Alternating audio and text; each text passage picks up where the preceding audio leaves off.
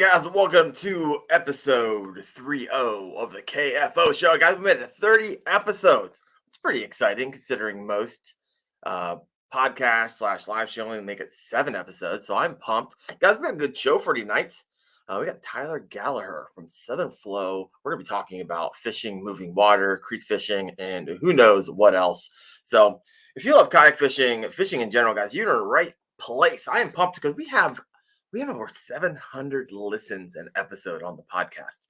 So if you're listening in from the podcast, which none of you are right now because it's a live show and I don't post it until tomorrow morning, thank you for listening in. I'm starting to hear some feedback coming over from the podcast. Some of you have told me, hey, I don't come to the live show just because I want something to do at work the next day. So if that's you, thank you guys so much. That puts the show at around, 12 to 1,300 listens an episode. So thank you guys so much.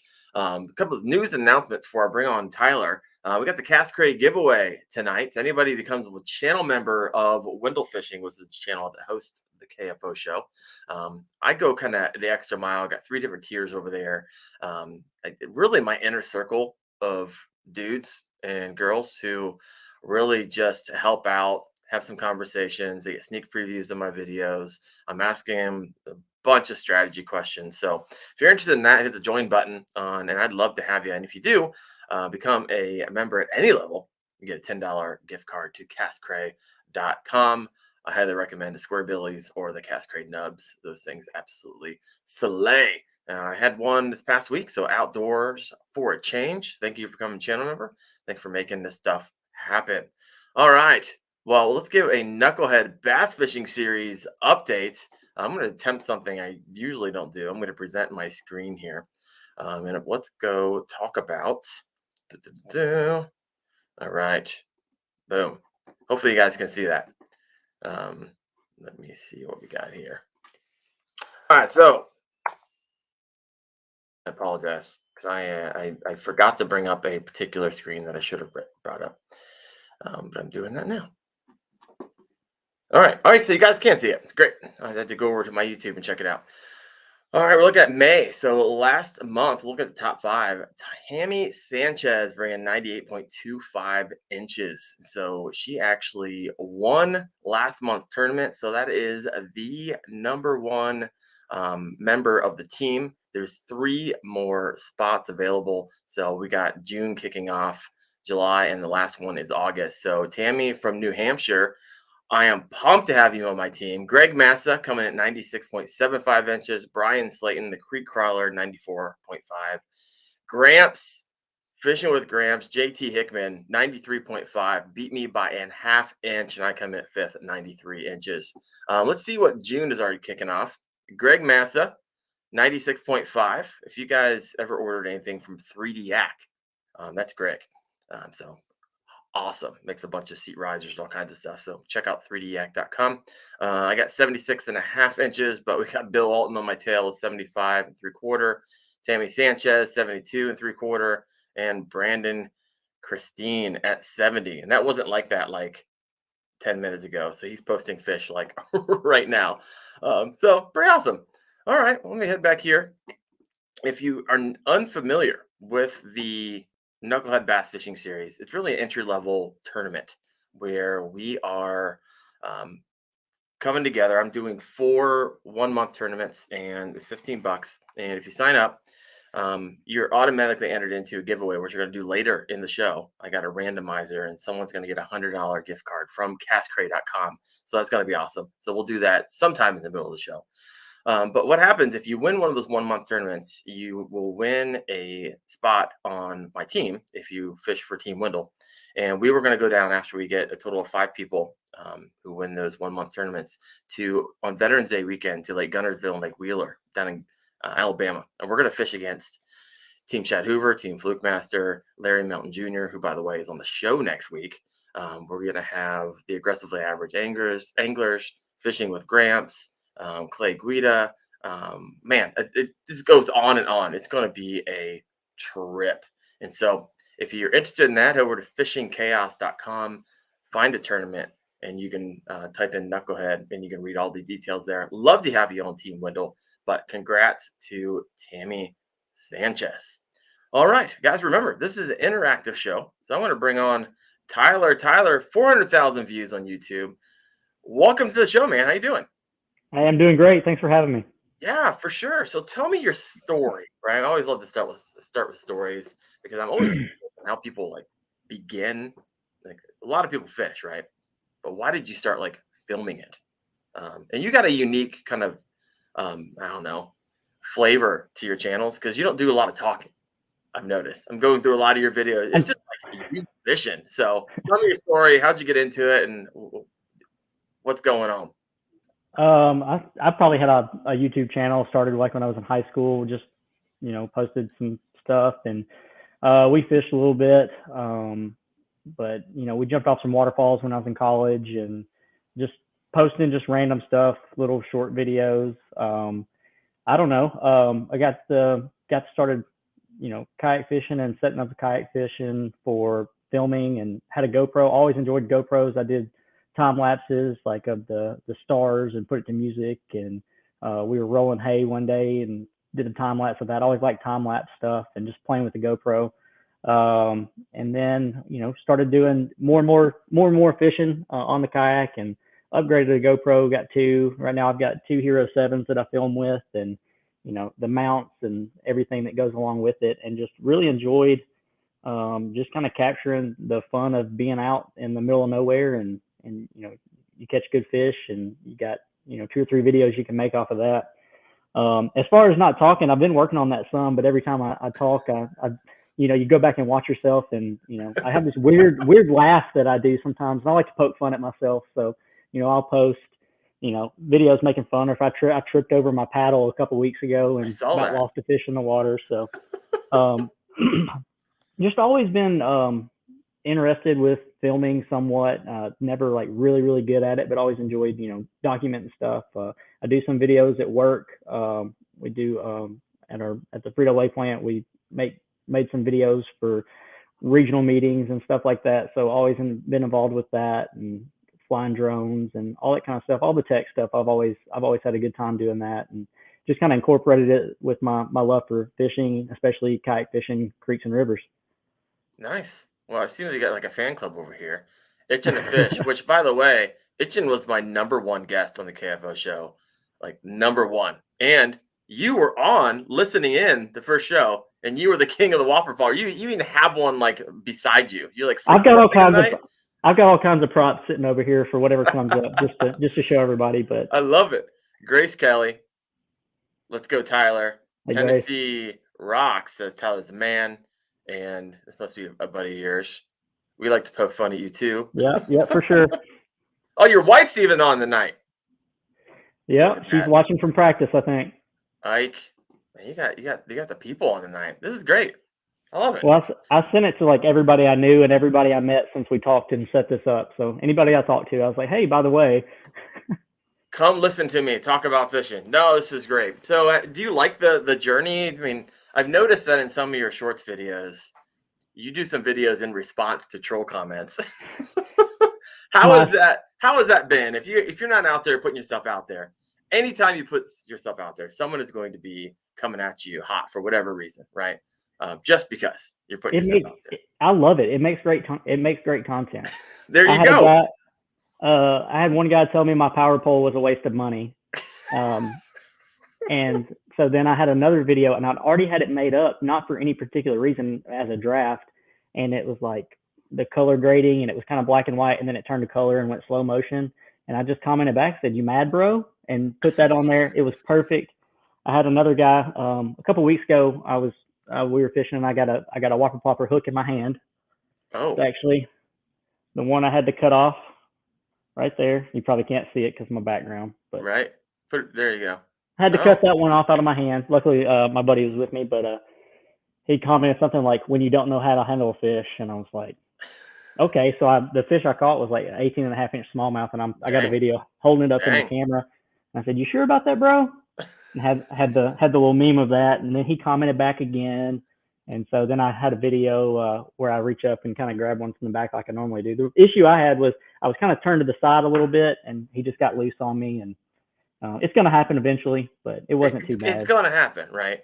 I mean, something's gonna happen. The hook's gonna get in your finger. It looks like it was past the barb if you cut it off. Is that correct? At first it wasn't, and then he flopped again and pulled it through, so I didn't have to do. Oh, So it nice. wasn't too All right. bad. So really quick, if you haven't had a hook through your hand, like to the degree where it's past the barb, you can't pull it out. So you pushed it through. The fish pulled it through, but I could have pushed it through if I needed to. That was the plan until he flopped again and pulled it all the way through, and I just Hey, had you to know set it. what? He made it easy on you, right? Exactly. Said you didn't do it yourself. He just, ripped the Band-Aid off. Oh, I love it. All right, so let's get into kind of the meat of tonight. I brought you on the show because for whatever reason, the Instagram algorithm shows me everything that you do.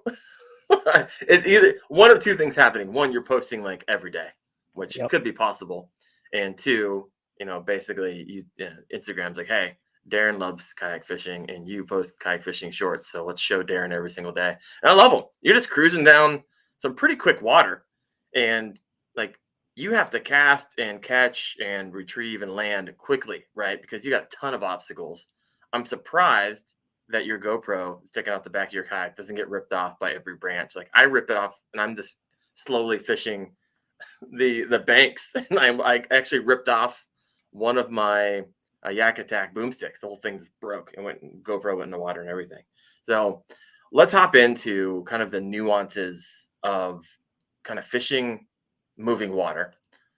Starting with kayaks. So I don't fish moving water too often. But first start with how many kayaks have you owned? I noticed that you have a bona fide RS 117 in some of your recent posts. So let's start there. Let's start with kind of river specific kayaks. So that's your main thing, right?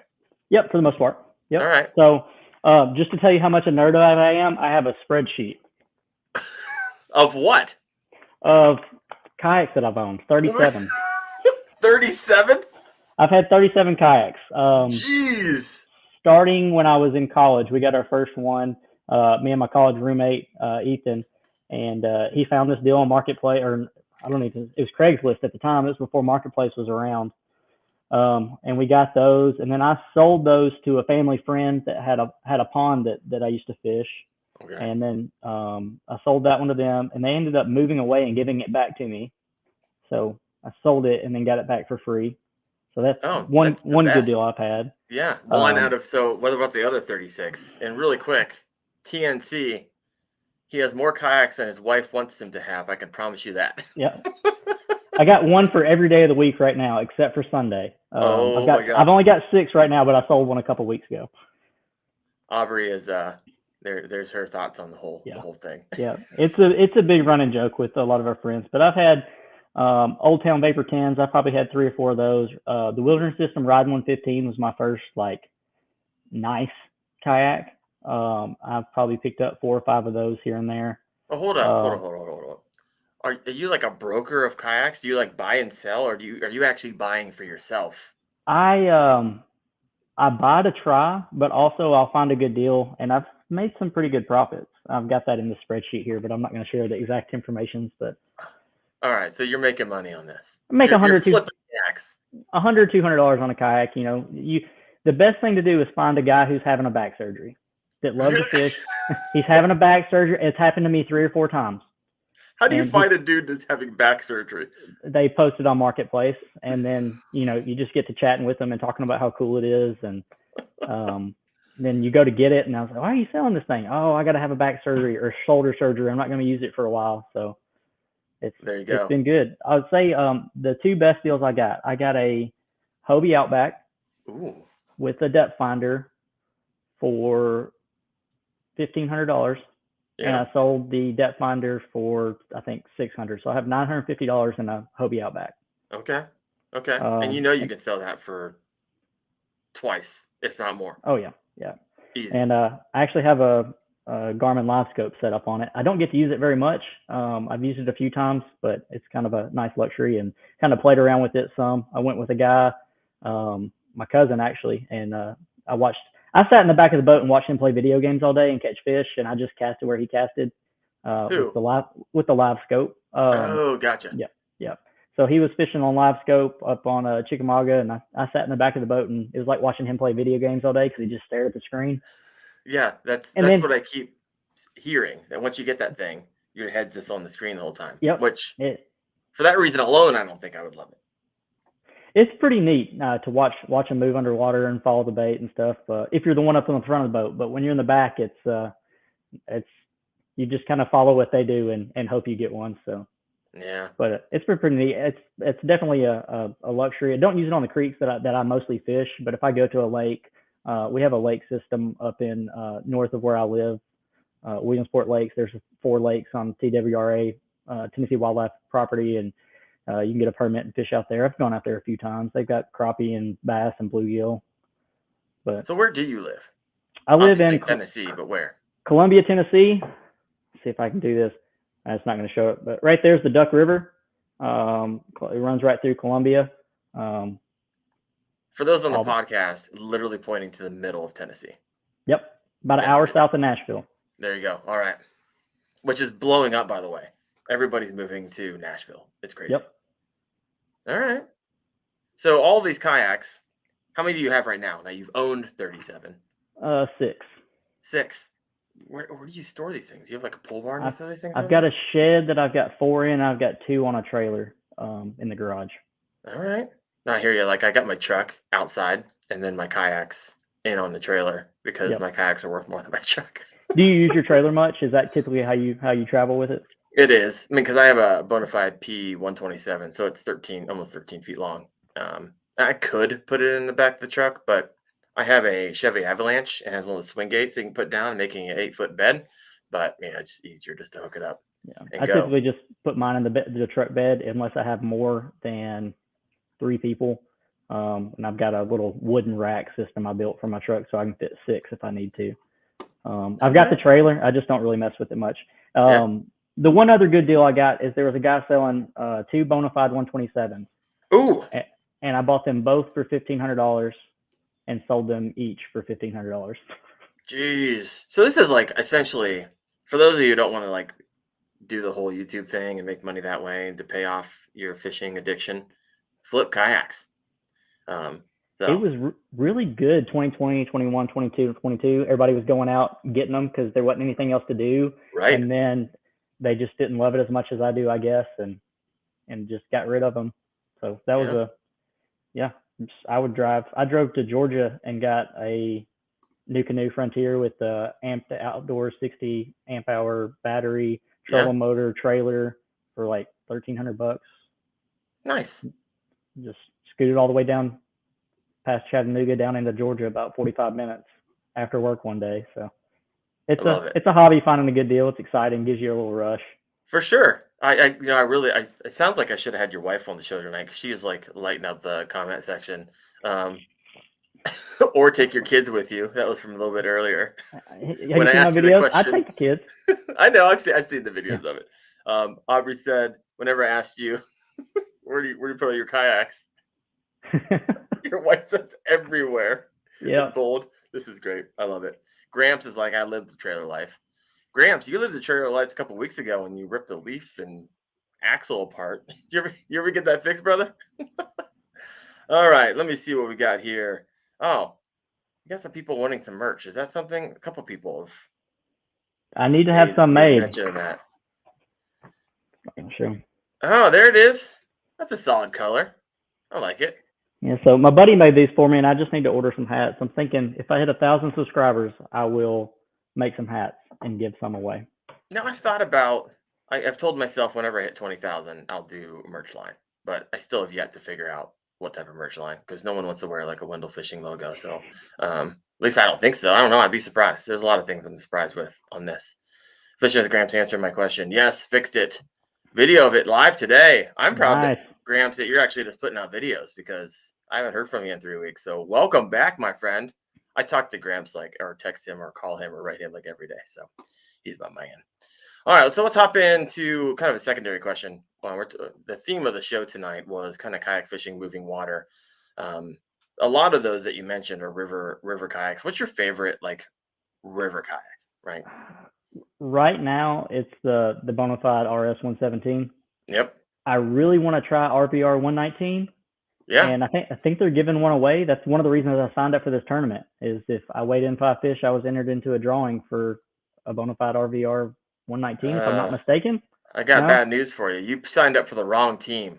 Ah, See, was that only Chad's team? yeah, it's only Chad's team. So I would imagine the competition's a little stiffer Yeah, over on for that sure. end. Yeah. I got a lot more Northeast kayak anglers. And so, I mean, I've seen some numbers like the 110s, 113 Yeah. inches on the board, which is kind of crazy. But I'm doing a $100 gift card giveaway.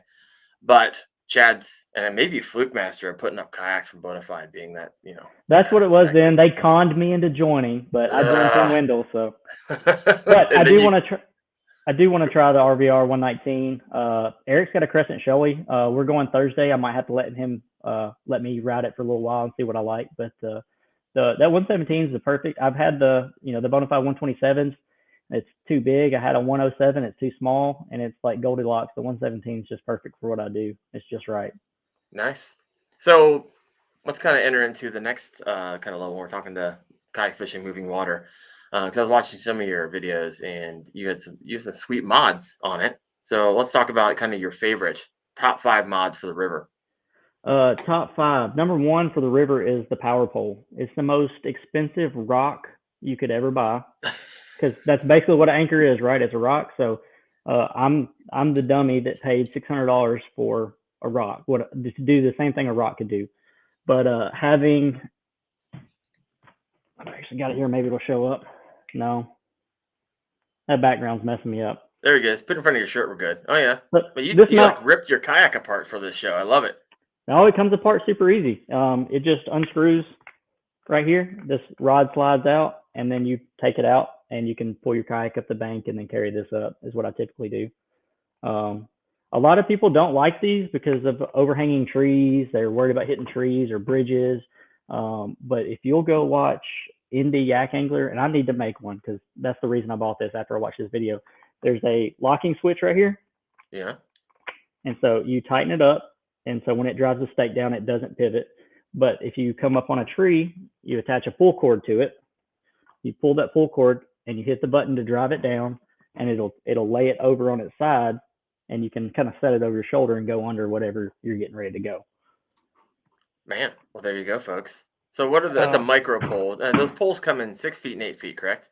6 feet and 8 feet. Yep. I'm typically in shallow creek water, so I got the smaller pole. I have a bigger pole. I actually have a video where I caught it on a branch, moving at a pretty good pace, and it flexed way back and then kind of flopped on me a little bit, scared me a little bit. But Yeah.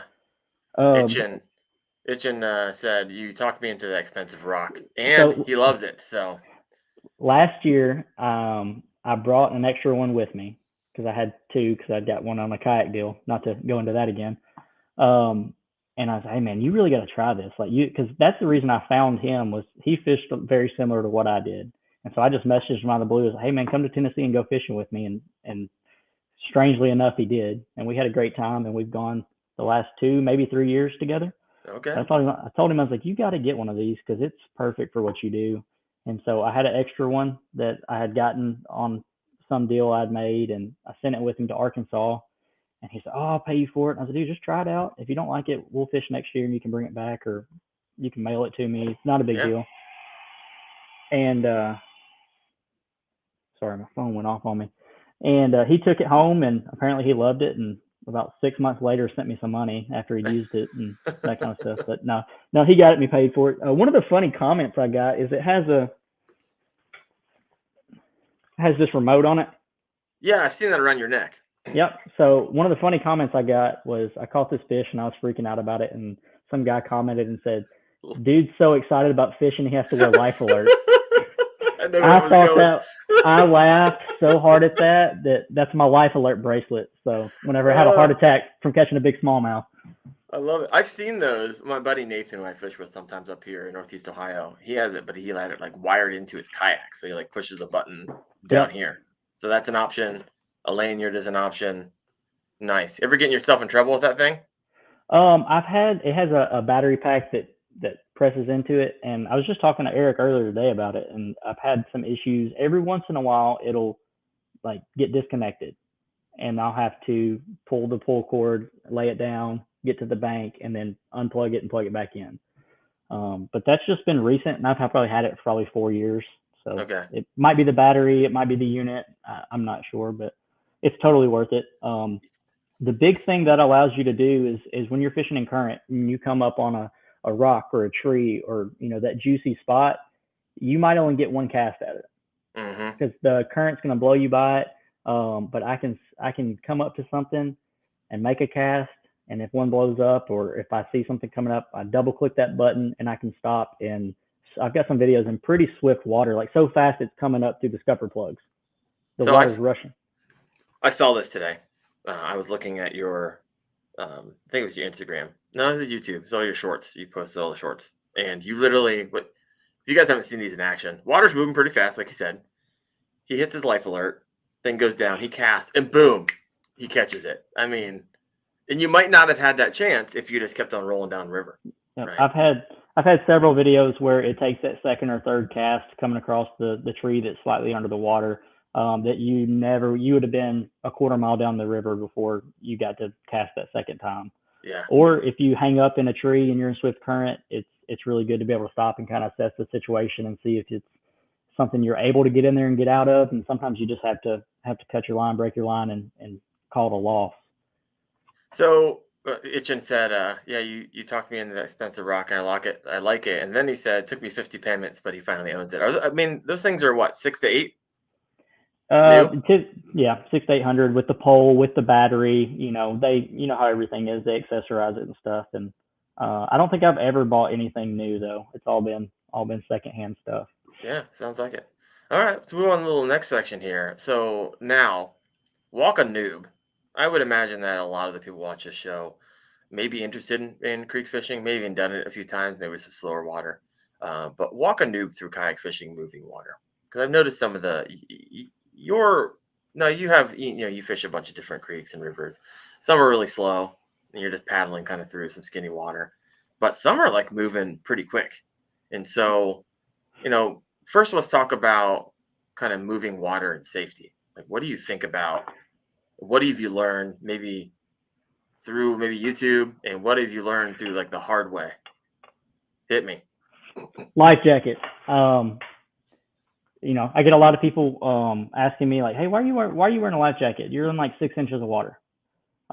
Number one is I take my kids and they have to wear theirs, so I'm going to wear mine. Heck yeah. And I have not always been this way. I'm a very good swimmer. I've swam my whole life, some competitively through high school and stuff like that.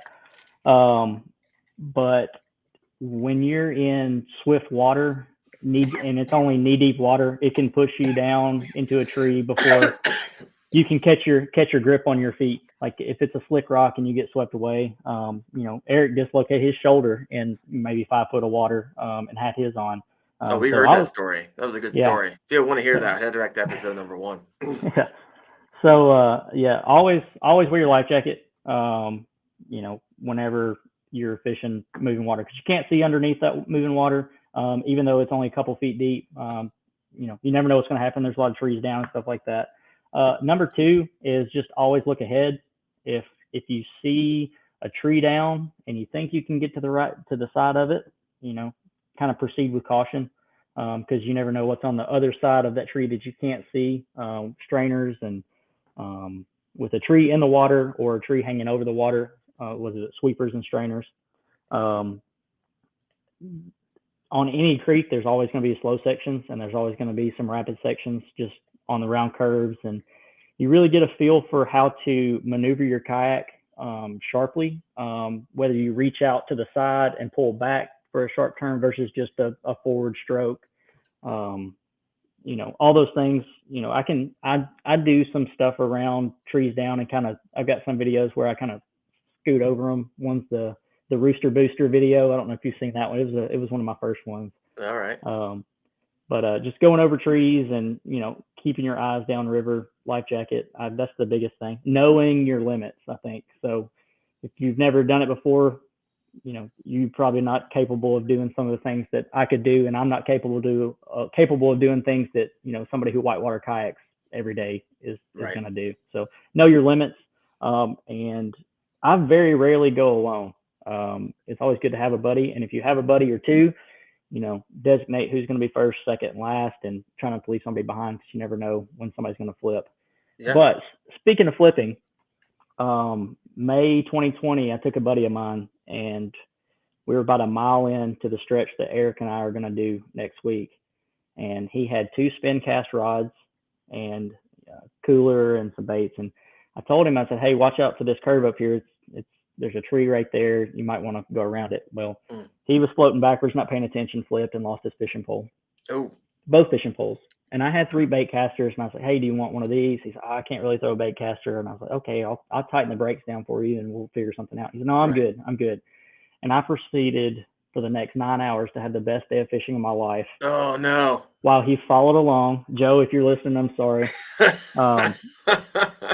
And I've got a picture where I'm holding up three good smallmouths, and that was just like the first half of the trip. And it was one after another. I was calling my shot, and I was like, oh, there's one right there, I bet. You're Babe Ruth in it all the way down the river. Yep. So calling it out. One of the best days I've ever had on that creek, and my buddy had to watch me for 9 hours. He's your hype man at that point. Yeah. It's what it feels like to have your own like cameraman, right? You like made it. Someone's just watching you, taking photos. It would make things so much easier not to have to film yourself. Right? Or edit or do all that stuff out of there. Yep. Oh my goodness. I love it. What's Lost in Tackle? He said, I think Itching the Fish said, if you wear it, it won't be uncomfortable. That's true. I like it. Rocket City Astro says, what's a good life jacket brand that is comfy and not overpriced? So what I got, some people at work got me a gift card for Cabela's, and that's what I ordered this with. I think it was around $50. It's Cabela's, but it's the Stolquist. Yep, I know yep. I know it's going to be backwards, but Stolquist, and I think Cabela's is just branding over it. I'd like to. What's the nice brand? NRS. The Chinook. I really want to get a Chinook, I think, one day. But this one is kind of shaped like that. It's got the low profile, and it's comfortable to sit. There's not much flotation on the back. It's pretty flat and thin, so you're sitting back on your seat, pretty flat, and it's not really getting in the way. So that would be my recommendation. Yeah, I'll answer this too, and I think I'm gonna parallel a little bit what Gramps is saying in the comment section. When there's things to invest in, overpriced, you get what you pay for, right? And when you're dealing with stuff like this, I ended up, the NRS Chinooks are going to run you around 140. You can get some deals on it. And like you said, the back floats in the upper top, which I don't particularly love because I kind of recumb it on my pedal kayak, and that always just drove me nuts when I shoved that up against my back. For paddle kayaks, it's not a big deal. A lot of people like it. But the Raku, which is what I have, I like it because they've taken that high back float that's kind of up around the upper part of your neck, right below your neck. And they've taken all of that flotation and kind of thinned it out all the way down your back. And so the Chinook and the Raku are essentially the same exact thing on the front, with the only difference being kind of how that flotation on the back, they have to put it somewhere, right? Got to have so many, I forget what they call it. They can have so much flotation in your fishing kayak to make it legit. And so that's going to run you, man, the Raku is like coming up on $200, but they're freaking awesome, right? They're made out of high quality. Actually, if you're interested in the Raku kind of run through, if you're like, hey, I'd be kind of interested in that. I actually did a video on it, so you can check that out. We're not going to head over there a little bit, but what does Gramps have to say? No such thing as overpriced. You get what you pay for, and your life is worth it. I get it. And so at the end of the day, just get one and wear that bad boy. Itching to Fish, NRS Chinook. I know a lot of people have the Chinook, back backwards. Chinook is great. Bending, ballistics, buy once, cry once when it comes to buying quality life jacket. You only need to get it once, right? And they're made to last. So yeah, for sure. All right. No, go ahead. What are you gonna say? I had a video where I'm standing in the water. I'm like 6 inches of water, and some guy commented on one of my videos like, "Oh, I'm glad you're wearing your life jacket so you don't drown in 6 inches of water." I made a reply video to him too, about always wearing it.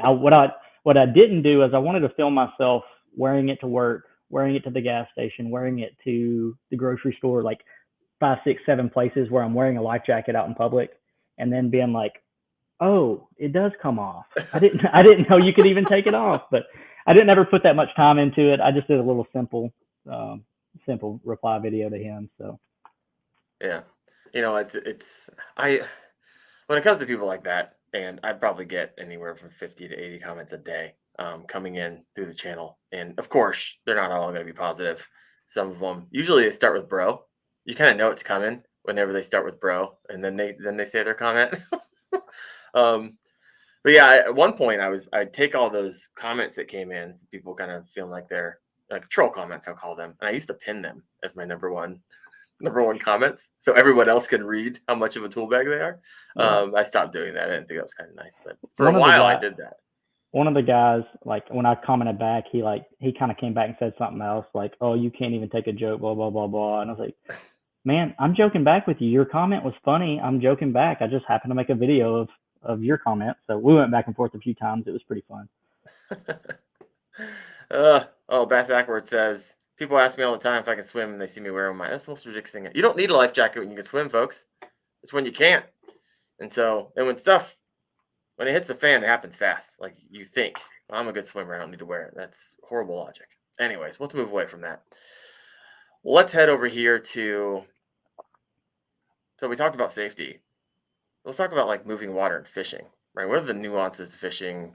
And let's geek out a little bit. So you hop in your kayak, you got fast water, you got slow water. Where are you looking for the fish? Where are you always casting? What's your high percentage areas? What lure, line for the river, your setups? I want to hear it all. Geek out on us. All right. As far as I typically do anywhere from 6 to 10 miles, and I try to pace myself about a mile an hour. So that's a good fishing pace. I do fish pretty fast. I love fishing topwater, especially like mid-May to September. And that way I can cover water. I'm moving fast. I don't have to stop, and I don't spend 45 minutes on one spot and then have to make up time paddling.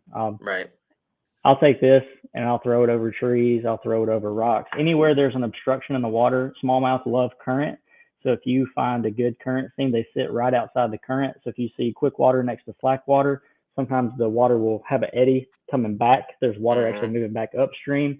They're sitting there and they're watching for food coming down. So if Real you can, quick, go ahead. you said something, but for those on the podcast, what were you showing? That's a river to sea whopper plopper. That's a 90, right? That's a 90. Bone, is that correct? Yep, that's color? my favorite color, and I've got a bluegill that I use kind of midday. If Brandon's on here, he one of my videos, I said I think I might throw the whopper plopper here in a little bit, and he's like, throw the bone. I was like, I might do a bluegill because I like the bluegill, he liked the bone, and he's always pushing me to throw the bone, and it's become my new favorite color. He'll probably slap me for giving away the secrets, but it's in all my videos. You can see it. So No, it's the juice. I've seen a lot of people swear by the river to sea 90 whopper popper bone. I mean, just kills it. Kills it. All right, what else you got? Besides the whopper plopper, I'm throwing a jig in the deeper water. There's slow, deep water with a cliff or big rocks or something like that. I'm When you throwing a say jig. slower, deeper water, like what are you talking about? Give us some.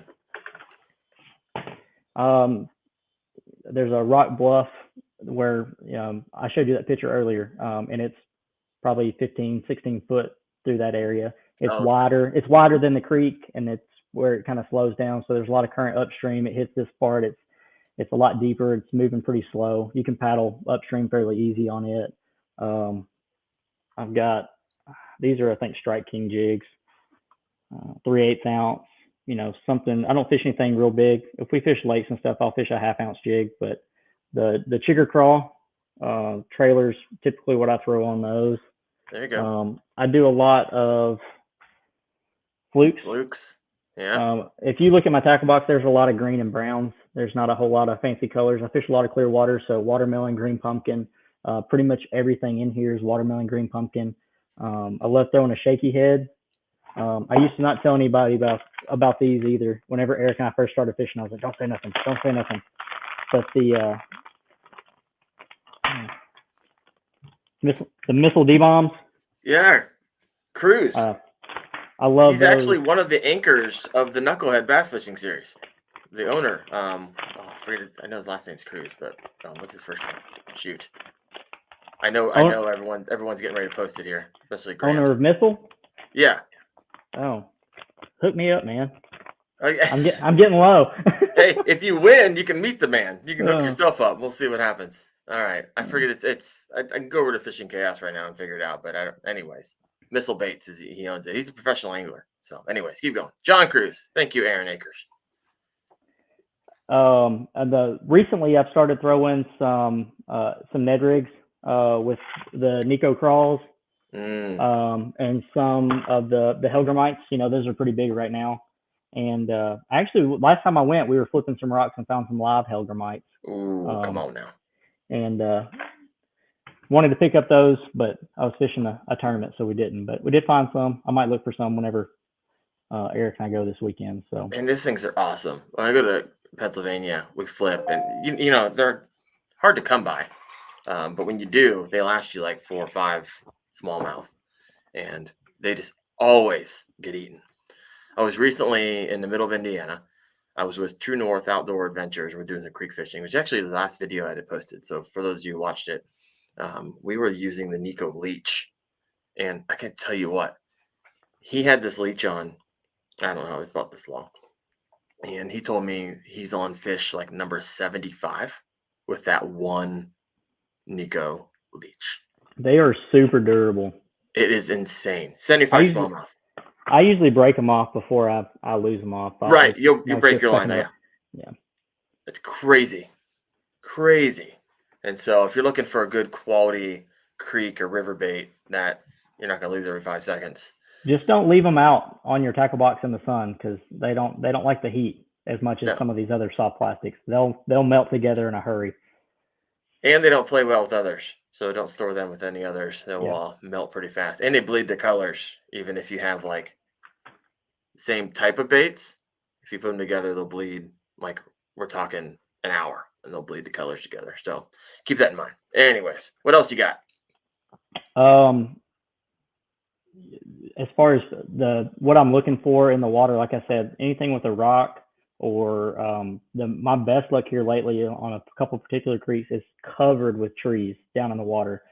And when you go, the water is about this much over the majority of the trunk of the tree, and it's just perfect for that whopper plopper to come right across the top of it. You come across the top, maybe pause it there just for a second, and they will come out and smash it. I mean, it's fun just when they blow up. It's like you're at SeaWorld and Shamu's splashing everybody. So what's the line you use? I know Yak Angler uses mono when he fishes. I've seen that. I've always had better luck with 30-pound braid. Okay. I don't feel like clear water using braid. All right. Yep. I've got green braid on my rod right now that I'm going to use Thursday. And I don't know. I've not tried. Everything else I fish is fluoro, and I haven't fished mono a whole lot. But the twist that the whopper plopper will do, if you don't, sometimes I'll put a swivel on it, because if a hook gets tied up, it'll start flopping and it'll twist your line up really bad. It doesn't affect the braid as much. That's one reason I like to use it. But 30-pound braid, and when they blow up on it, then I set the hook pretty hard on some of them. Some people just kind of pull back, but I react to it pretty good and just keep them pinned and dig. You don't have to worry about breaking off. Just keep tension on your line. You don't really have to play them out too much. I like it when they pull drag, because then you usually have a pretty good one. Oh yeah, and you got a great video because everybody loves the sound of that drag ripping. Yeah, and as far as video too, I think the top water is so much more interesting because you see it happen versus I've got a couple videos where you can see my line twitch, but that's not nearly as cool as just a smallmouth coming up and just busting all the way out of the water. It's so exciting. I love it. So anything else that you have hooked up that you haven't talked about yet? Like, what do you have hooked up right now? Is it all the things you just chatted about? Is there something you're keeping from us? Usually there's like this, there's this bait that everybody loves, and I'll share everything with you except for that. Do you have one of those? Or share Itching the Fishes. I don't care. You can share his secret lore. That's fine with me too. Sexy mouse spinnerbait. What? That's the color. It's a sexy mouth spinnerbait, and Put it in that's front of your what shirt. There we go. Now that, we see it. Okay. that's Eric kills it on this, and I've caught one fish on this, and it makes me so mad because that's another a bait that you can fish while you're moving. So the whopper plopper, you're kind of constantly dragging it with you. Right. A lot of times, if you try to fish a worm in current, the current's too swift. Even if you use a heavier weight, it just rushes it right past you. But I fish a lot of when I fish a fluke, I'll put it on a weighted hook.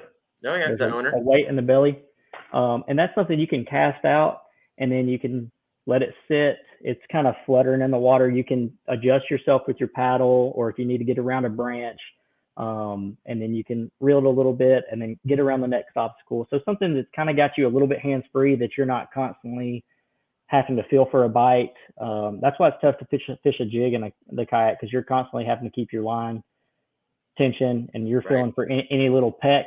I like fishing stuff that leaves you a little bit hands free. It's a little bit more forgiving. You can, fish as you move. You don't have to stay consistent with it. You can kind of cast it out and then get situated. So a lot of that stuff helps. And then I love fishing the whopper plopper, because you're power fishing. You're going down through there. You see something looks good, you cast. If you don't get something, you can hit it again. And you're just covering water. You're making up time. 10 miles takes 10 hours. I think I spent on that 10-mile stretch. We were out there last time we went like 12 and a half hours.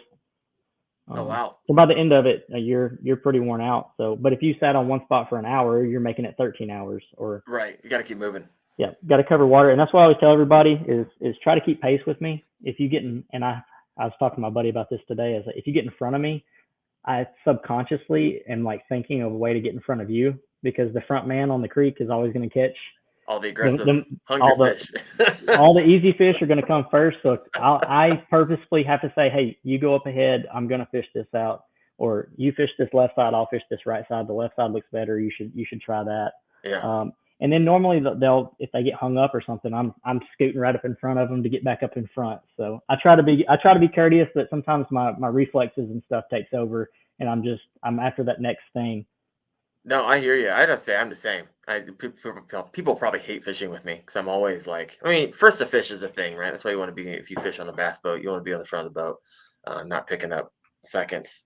But nonetheless, I got some questions here from the listeners. Lost and Tackle said, "There's a question for you. Will the swivel help some of my budget square bills? What do you think?" A barrel swivel. Probably. I think crankbaits are going to be affected a little bit by that swivel. Just the way it puts that weight in the nose, just a little bit of weight can kind of throw those things off a little bit. The whopper plopper, it kind of makes it a little bit nose heavy, but I'm typically burning it fast enough to kind of keep it planed out on top. So your gear rush is what, 7, 8s? You're pulling those quick? Most of my stuff's like 6'3", 6'5". 6? Okay. Yeah. All right. Right on. Itching fish. What about the twerk minnow? What's this going on? I'm not sure what he's talking about. Itching, what are you talking about? That's probably some as seen on TV thing he's been watching. He's watching the banjo minnow version 1s and 2s. Itchin said, "Dude, not my spinnerbait. You shared the juice. You guys are in trouble." He talks about it all the time. It's okay. I love it. Eric, text me if I really did mess up. I'll buy you something for Thursday, or I'll share my new secret with you that I haven't told anybody about. Oh, come on! No! You can't tease it out there and not share it with us. When we go Thursday, I'm gonna throw that bone water plopper 90% of the day. Yeah. And I will say, most people are like, "Oh, top water in the morning, top water in the evening." Throw that thing all day. My biggest fish come 10, 11, 12 o'clock in the afternoon, or morning, late morning, early afternoon. It doesn't matter. Sometimes I like to go to that bluegill when the sun gets high. I seem to do better on it. But my buddy Brandon's got me convinced on this bone color. So, guys, there's all kinds of truth bombs in what he's saying here. If you pick it apart, all kinds of goodies in there to help you become a better angler. So this is Southern Flow. If you're coming in halfway through the show, I've noticed we're up to, I'm showing 68 total, and we're polling from like 5 different Twitters and YouTubes and Facebook. So thank you so much.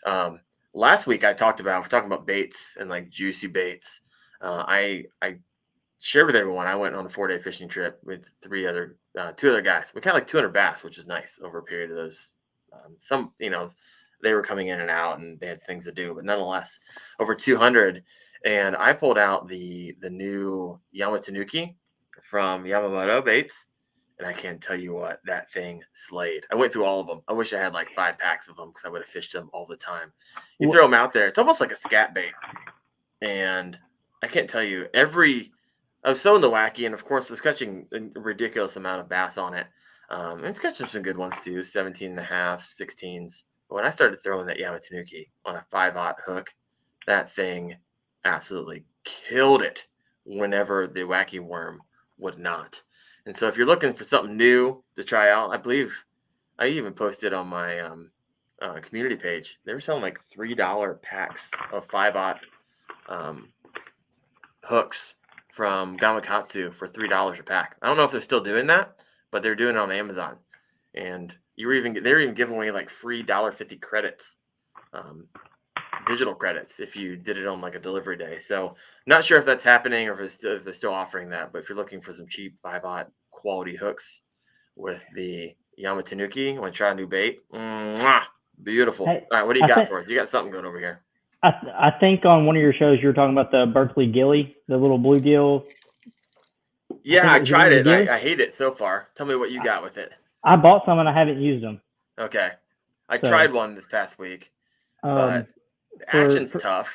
I had to shove a nail in it just to get it to stay upright. And I'm still trying to figure. I was fishing super clear water, bluegill were everywhere.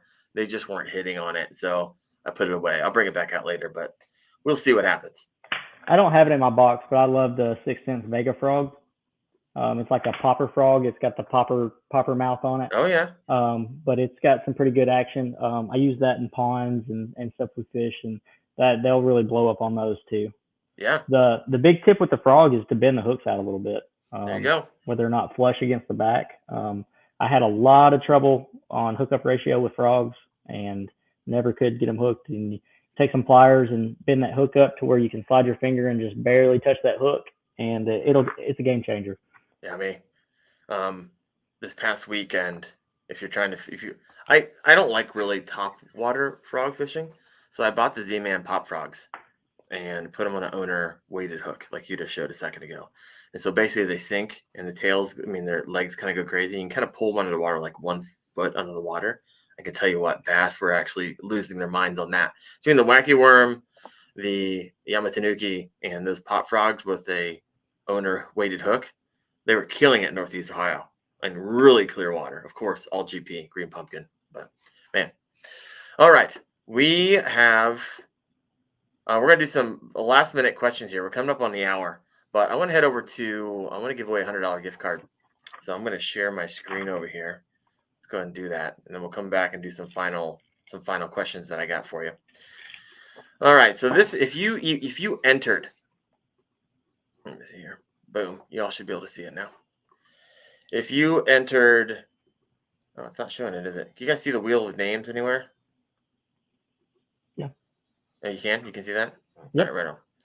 All right, so if you entered the Knucklehead Bass Fishing Series, and just entered, you didn't even have to catch anything. If you're just like, hey, I'm signing up, your name is on this wheel, and it's a randomizer. I just went online, I shoved in all the names, and so I'm going to click it, and whoever this lands on will get a $100 gift card to castcray.com. It's kind of thank you for entering it. I'm doing this every single month. And so if you want to sign up for next month, this month, you can still hop in anytime during the month. If you want to try that out. And I'm giving away $100 gift cards every month. And so here we go. Are you ready? See who gets it. It is. Oh, it keeps going. Eric Barzak, my man, congratulations. I'll get a hold of you after the show. You just won a $100 gift card to awesome, Eric. Cray. Congratulations. So yeah, so thank you guys so much. It's a lot of fun. I want to thank Rick over at castcray.com, helped me out providing that. And he's got a bunch of cool stuff over there. He lives there down the road from me. He just opened up a new shop this past weekend, store you can go into. All of his soft plastics are handmade here in the USA. I'm not pro staff. I'm no nothing. I'm just use some of his stuff and it's quality. So Thank you. Yes. So let's head over here. Got a couple more questions for you. Oh man, I have like 1,000 questions we didn't even get to tonight. If you have a question for Tyler, go ahead and throw that in the comment section. We'll kind of end on those.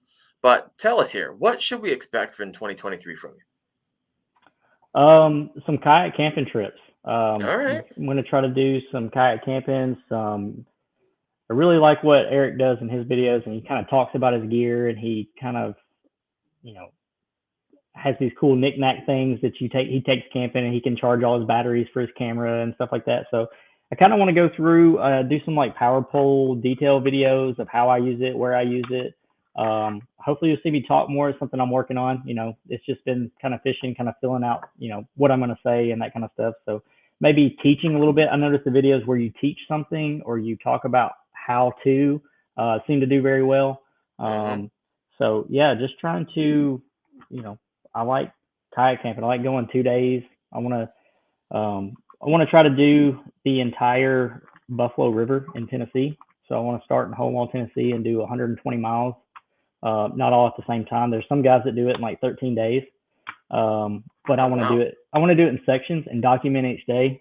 Whether I do a 1 day trip or an overnight, or hopefully get a 2 night or a 3 night trip in sometime. I've got 3 young kids, so it's gonna be hard to do. But I would love to kind of document that journey to do from Summertown, Tennessee, all the way up to New Johnsonville. Oh, wow. All right. Um, What is this? so Everyone keeps talking about the stutter. This is like the third time I've seen it. What's this all about? More talk, less stutter. What is this? I was given a presentation for work one time, and I had to say the word centrifugal for a Oh yeah, compressor, you air nailed it just compressor. now. Yeah. Yeah, but I was in front of like 45 people, and I said centrifugal, and I could not get it out. And some old guy was like, centrifugal, and I was like, yes. And then I continued on with what I was doing. So that's what she's talking about there. It's a Um, inside joke with us.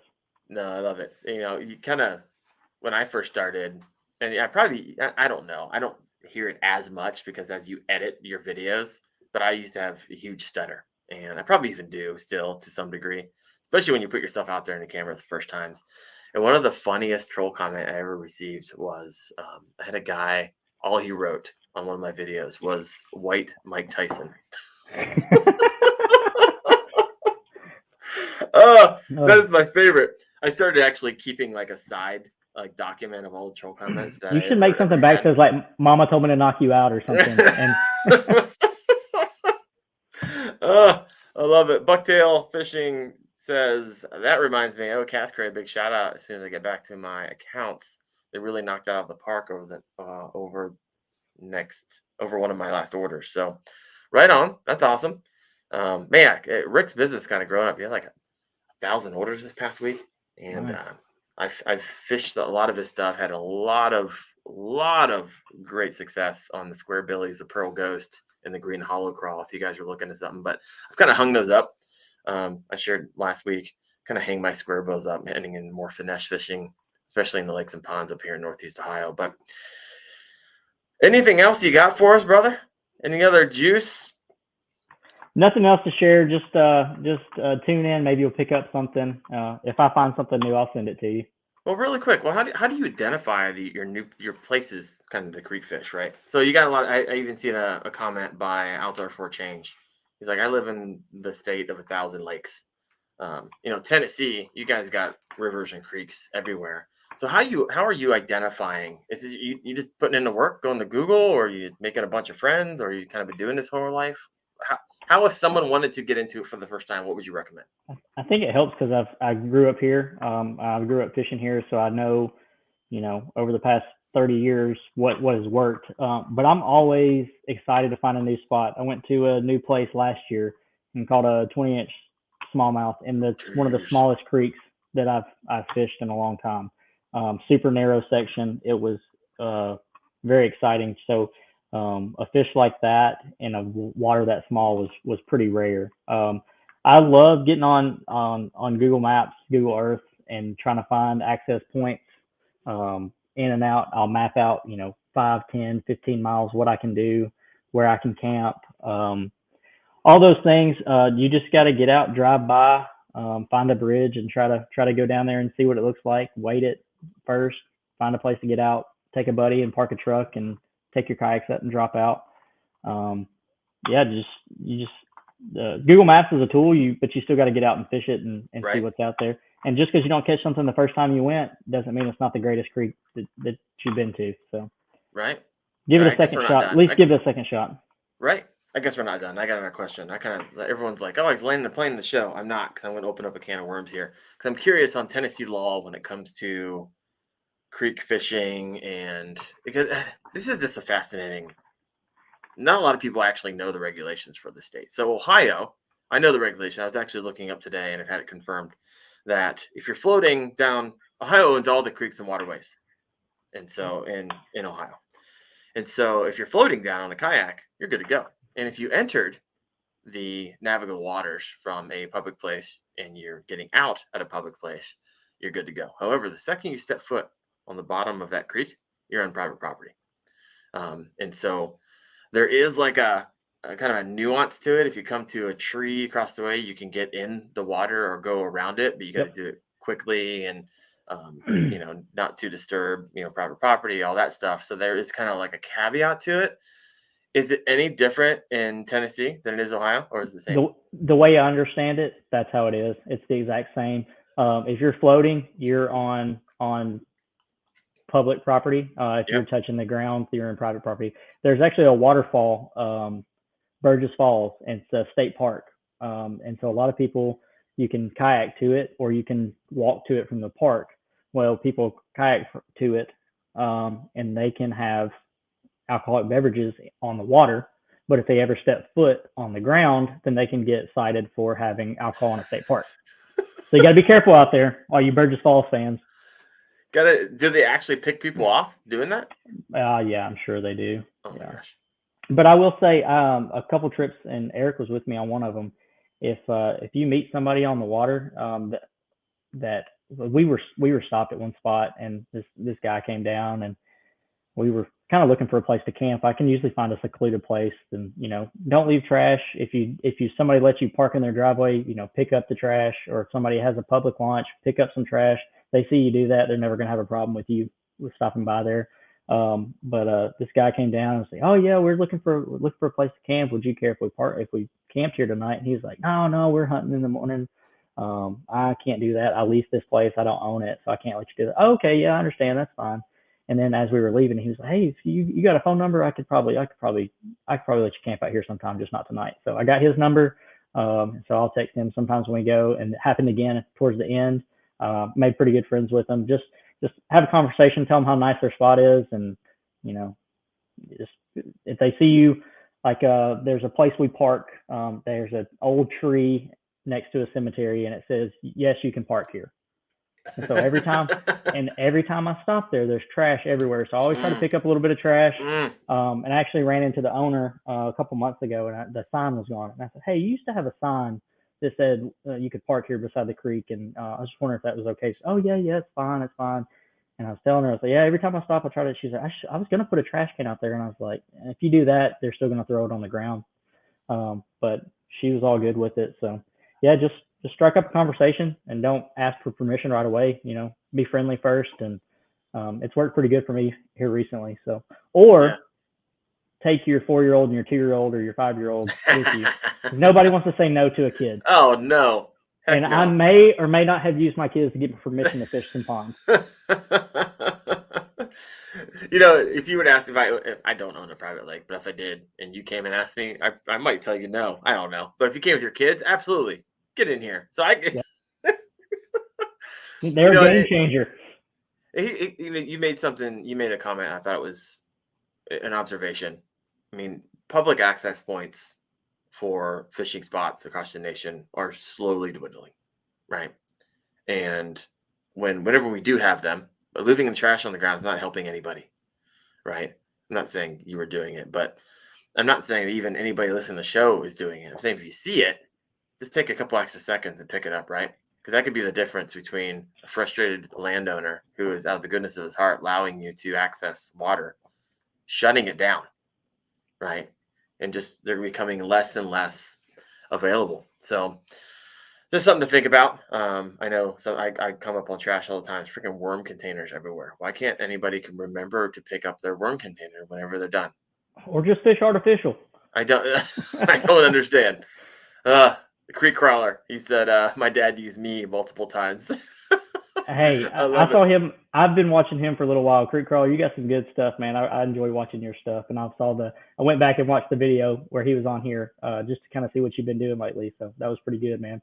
Yeah, I was kind of bummed he was so close to winning last month, and he was putting up some monster smallmouth, and I think some largies too. Unfortunately, some of his larger fish got DQ'd, or I don't know, he might have won. I'm not sure, but that's just how it works, I guess. But all right, folks. Well, thank you so much, Tyler, my man. If you haven't done so yet, please head over to his Instagram and YouTube, are kind of the two places you're at, right? For the most part. Instagram, YouTube, and TikTok. TikTok, there you go. And it's all Southern Flow. They can find you there. Yeah, YouTube is Southern Flow. The other two are Southern Flow TN All right. for All right. Tennessee. So check them out. Thank you guys so much for listening in. We're going to be here next week. I got Larry Melton Jr. coming on the show. And so you've probably seen some of his stuff if you're out there on the YouTube. 120,000 subscribers, and actually one of the team makers for the Knucklehead Bass Fishing Series. So pumped to have him on. Thank you all so much. Please help me out. Get a like on your way out. Hit that like button. Help get this show a little bit more further replay.